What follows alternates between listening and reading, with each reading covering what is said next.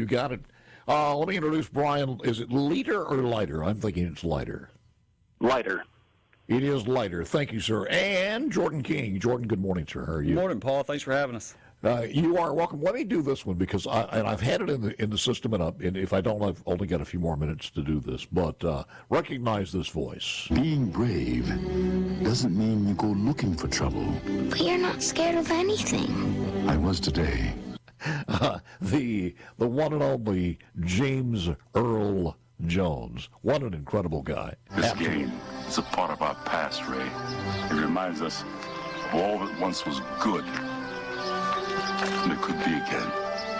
Oh, people will come, Ray. People will most definitely come. Now, who would have thought that was going to be as big a movie as The Field of Dreams that it is? It was just, as far as baseball.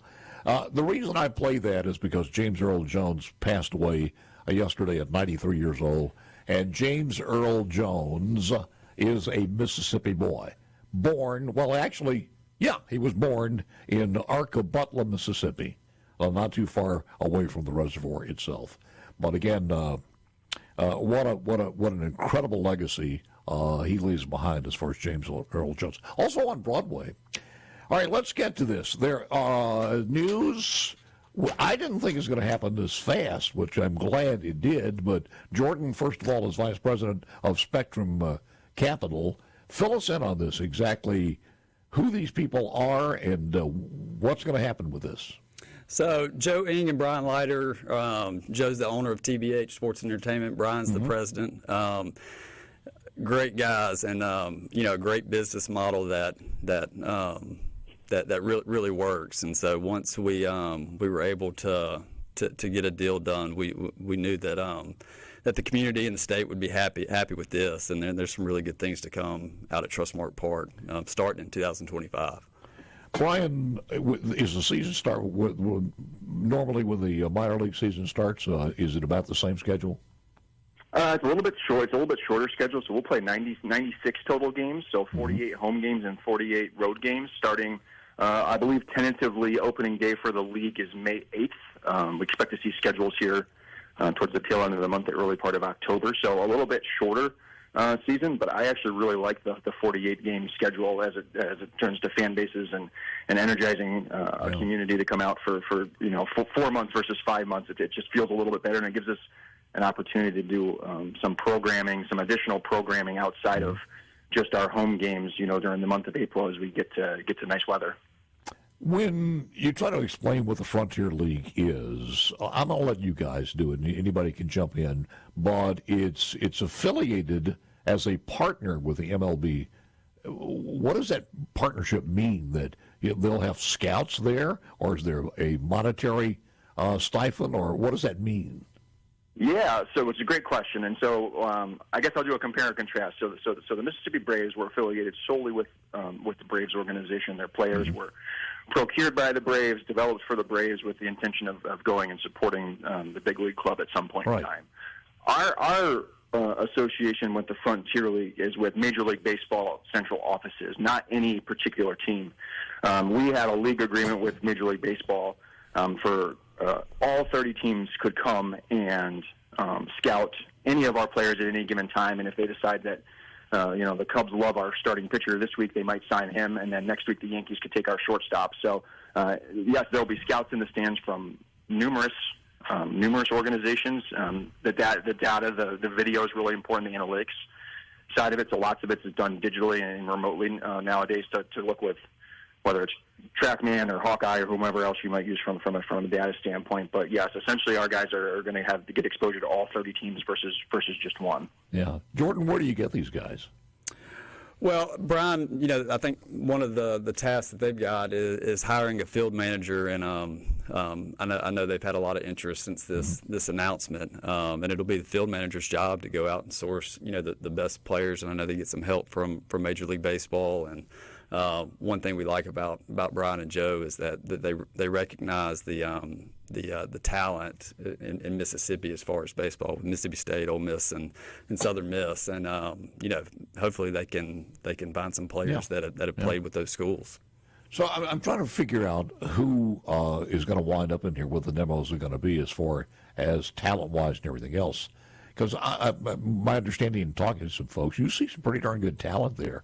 And you wonder why some of these people are not in AAA, which the skill level of some of these folks is amazing. So is it, Brian, somebody who graduates from high school, they're not going to go to college, they didn't get a scholarship, and their baseball career ends there, but they think they have enough in the tank to make it, 18 years old and up? Is that basically it, or somebody even who comes in the high school ball, or rather college ball, and didn't get called up, is not going to go to the minor leagues, but he's maybe stayed in college for a couple of years and he still wants to play?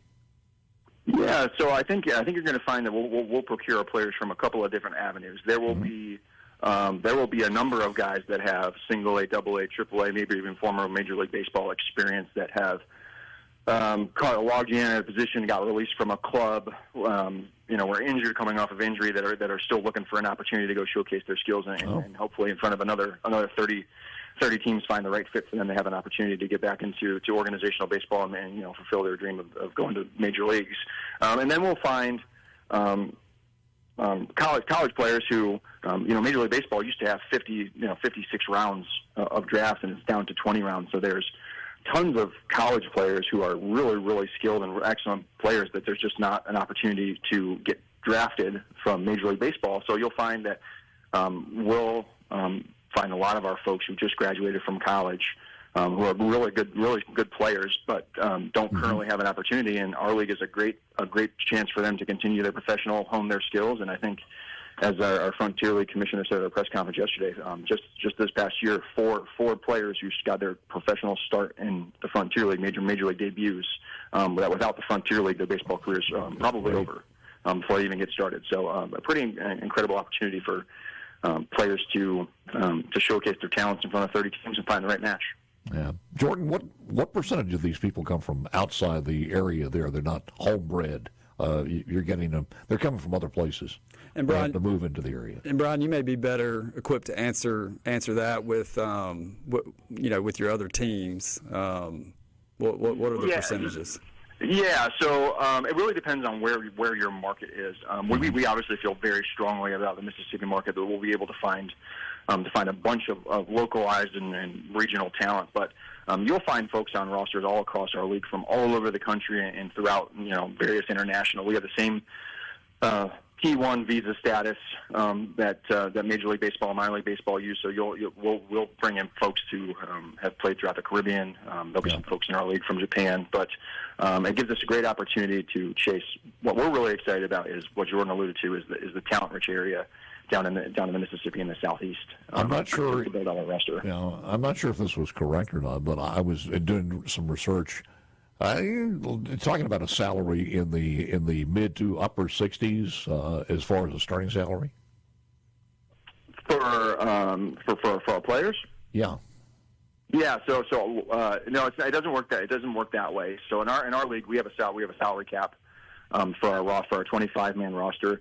The average player salary is $1,500 a month, plus housing, plus per diem, plus meals, all of those sort of things. So they don't really have any expense once they get into town with us.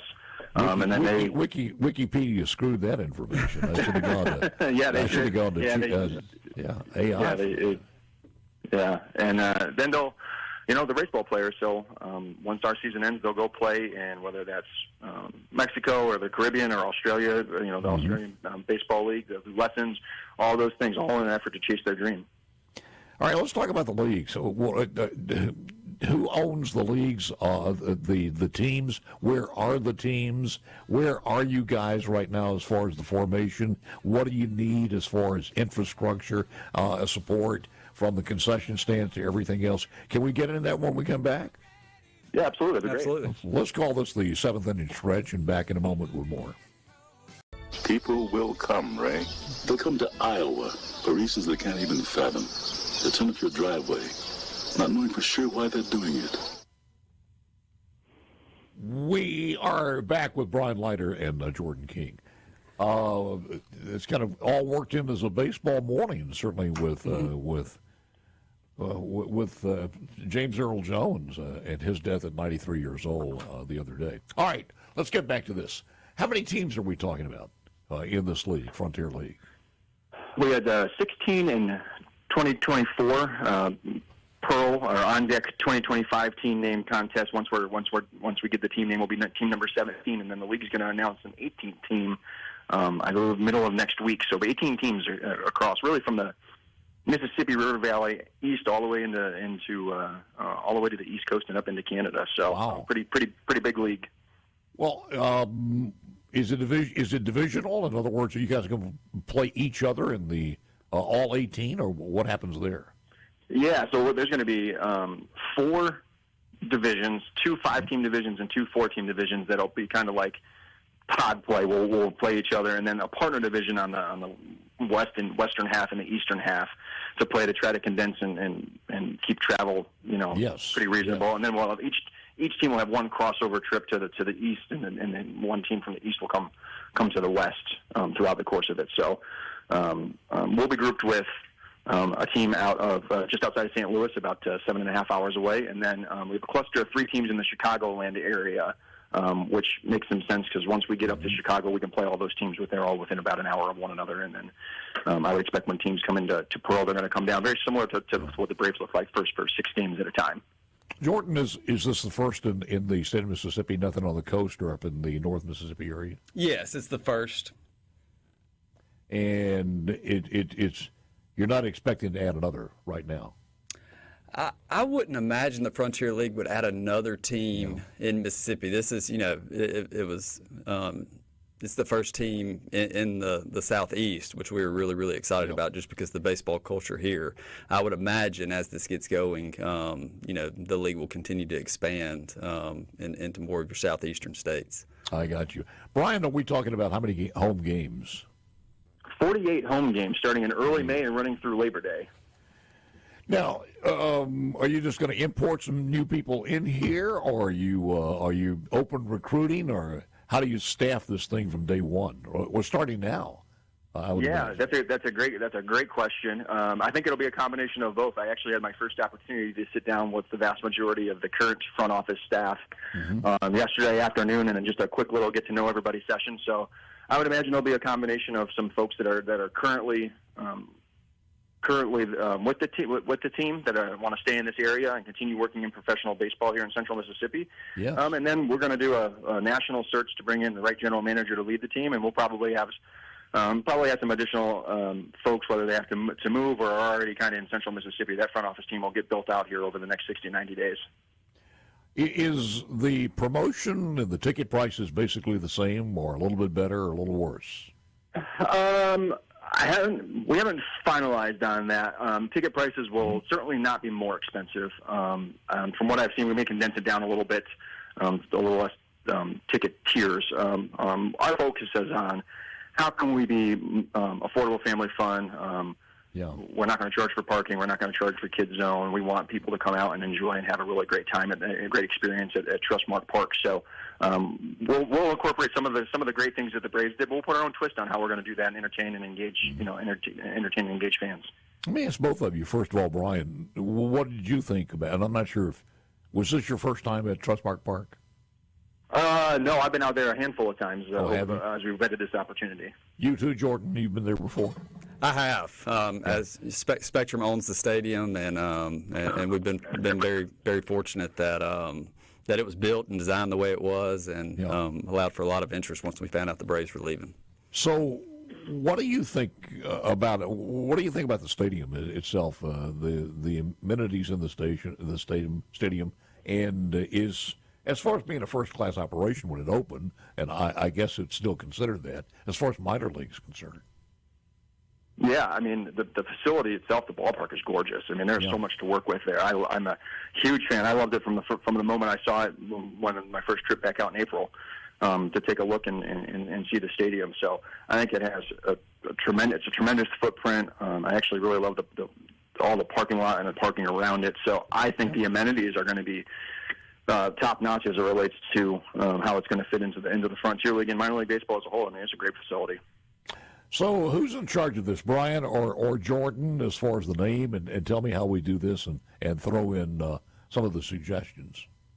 Sure. So when Joe and I started meeting with Jordan and the folks at Spectrum and talking about how do we once we get this deal done, how do we brand a team? It was really important to all of us that it be community driven. That this is Pearl, the Greater Jackson area, Central Mississippi. It's going to be your team, and we wanted them to have a voice in it. So we're currently having a name the team contest that went live yesterday. You can find all of the team names at ondeck2025.com. And that's how we wanted to do this. We wanted to build it around community engagement, involvement. That's what we're going to be about as we lift our organization up. And we have, I think, what's going to be 3 great names for fans to vote for. The first one being the Mississippi Mud Monsters, the second one being the Mississippi Grits, and the third choice is going to be the Mississippi Soul Shakers, which all have kind of different ties to Mississippi that we thought was really important to hopefully make this team their own. So those are the 3 that we have to choose from. You don't want any other suggestions? Oh, well, I think we're probably, and I know we've already received many other suggestions, but those are the 3 that we're looking for some feedback on. Yes. All right. Here's the Grits is unique. Here's the other thing. Do you have your uniforms and your colors chosen? Nope, all of that. So we wanted to do name, and then once we get the name identified from the community, then we have a great partner in the SEAL agency down there in Pearl who's helping us put this all together. Well, and then we'll put together colors and names and all of those sort of things and logos and what that's going to look like once we get some direction from the community on what they want this team to be named. See, that's a pay grade above mine, because when you have to wait for your colors, if your name happens to be Grits, I got to figure, is it cheese grits? That would be one thing. If it's grits and shrimp, then you got a different color. So I can understand that. That's right. Yeah. Yep. No question. We're really excited to see the direction the community goes. I have not seen their initial results outside. I know that thousands of votes were cast just yesterday alone. So the interest in this has been fantastic. The season tickets, Brian, they're going to be available? Yes, they are. We'll put season tickets probably on sale, maybe even before we get to a team name, but certainly no later than when we get to a team name announced towards the end of the month. Yes, absolutely. We're going to be looking for support from the community to come out and support our team, and we're really excited to get in and engage and put on a great product for everyone. So do you have an opening date now as far as the first home game? We don't have a schedule yet. That'll come towards the end of the month. I know I think the opening day is going to be Friday, May 8th for the league. We have asked to have a front-loaded home schedule for the weather purposes. Good. So I would anticipate a bunch of games early May and into early June. So, but we're really excited once we get to opening day. We're going to we're going to go all out from a promotional standpoint to kick off a new team and a new era of professional baseball. Does the playoff system work basically the same way, or the schedule work the same way? Yeah, so there's a playoff system. We kind of employ a little bit of a wild card play-in game, so a winner-take-all game currently. Then there's a best-of-3 series and a championship series, a best-of-5. The championship series for 24 actually kicks off tonight. Well, first of all, congratulations and thank you guys, because to have that beautiful park just go empty and not being used would be a travesty. Absolutely. Is that a trend from some major league clubs now to kind of constrict a little bit and bring their farm clubs closer to home? Yeah. I've certainly seen. Go ahead, Jordan. Well, I mean, you're just kind of seeing that more and more, and that was. For the Braves to have all their affiliates in Georgia was the right move for them. So, yeah, you're seeing it more and more throughout Major League Baseball. Yeah. All right, my man, let me get to Jordan first of all. Your final thoughts are?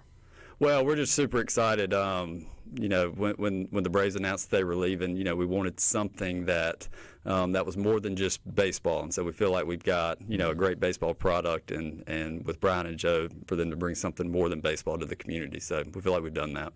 And it gives you the opportunity also to keep that thing popping and have other events there. Absolutely. Brian and Joe do a great job with their teams and really utilize the stadiums as year-round venues. Is there a better place to have a concert there? A good concert? I would imagine there's a lot of areas throughout Trustmark Park where Brian and Joe can put on their concerts. Parking lot, a lot of open area. Brian, real quick, your final thoughts, sir. Yeah, we're just so excited to finally be able to bring this thing to the community. We've been working on this with Jordan and Jason with Spectrum since January to put this together, and we just couldn't be more excited to hit the ground running, put together a great team and a great product to bring and keep professional baseball in Central Mississippi and use the venue as a platform to host all kinds of events. You got it. When opening date is around the corner, I'd love to have you guys back. Thank you, man. Appreciate it very much. Thank you, Paul. Thank you. We have final segment coming up next.